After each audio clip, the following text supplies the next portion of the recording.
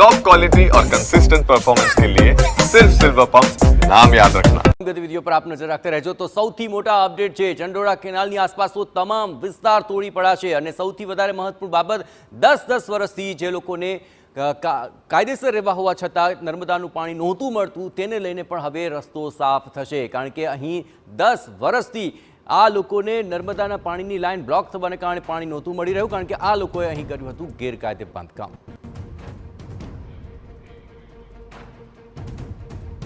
તો ચંડોળા ડિમોલેશન અંગે હાઈકોર્ટમાં સુનાવણી થવાની છે। આપને જણાવે કે આ સમગ્ર મામલે ફોરેન ટ્રિબ્યુનલ આ અંગે નિર્ણય લે તે પ્રકારની અરજી કરવામાં આવી છે અને મીડિયાને કવરેજ કરતા રોકવામાં આવ્યા હોય તેવી પણ વિગતો મળી છે। કોઈ પણ જાહેરાત વગર કવરેજ કરવા પર મૌખિક મનાઈ આપી દેવામાં આવી, પરંતુ કોર્ટરૂમની બહાર પીઆઈ કક્ષાના અધિકારીઓએ રોક્યા હોવાનો અત્યારે ખુલાસો થઈ રહ્યો છે। આપણે જણાવીએ કે આ સમગ્ર મામલે સંવેદનશીલ કામગીરીમાં રાજ્ય સરકાર ઉપર આક્ષેપ લાગ્યા છે અને આ જ બાબતોને લઈને કોર્ટમાં હવે શું સુનાવણી અને ગતિવિધિઓ ચાલશે તે અત્યંત મહત્વપૂર્ણ છે। પણ રજા હોવા છતાં અહીં 18 જેટલા કર્મચારીઓ ઉપસ્થિત છે અને વધુ વિગતે કોર્ટની કાર્યવાહી પર વાત કરવા જોડાઈ રહ્યા છે TV9 સંવાદદાતા રોનક વર્મા। રોનક, શું અત્યારે કોર્ટમાં ચાલી રહ્યું છે સુનાવણીને લઈને? પહેલા તો ખાસ કરીને શું અરજી થઈ છે, શું માંગ થઈ છે અને આજની સુનાવણી કેટલી મહત્વપૂર્ણ?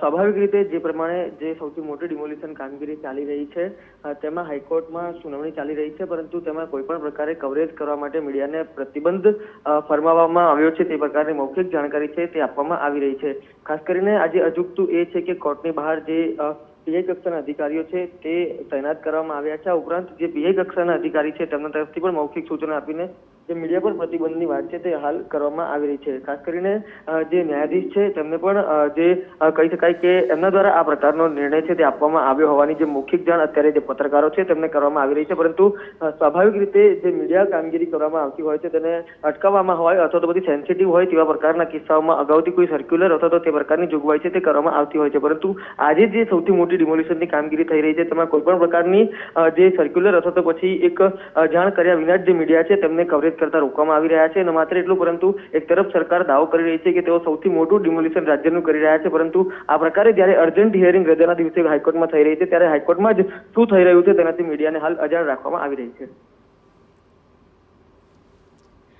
આવા રોનક, તમામ કોર્ટની કાર્યવાહી પર આપ નજર રાખતા રહેજો। તો મૌખિક રીતે અત્યારે મીડિયાને કવરેજ કરવાની મનાઈ કરવામાં આવી, રોકવામાં આવ્યા છે। જો કે આ અંગે કોઈ પહેલાથી સર્ક્યુલર જાહેર નથી કરાયું કે ના કોઈ જાણ કરાય છે, સીધા જ તેમને મૌખિક રીતે આ તમામ ઘટનાનું કવરેજ કરવા માટે રોક લગાવવામાં આવી, પ્રતિબંધ લગાવવામાં આવ્યો।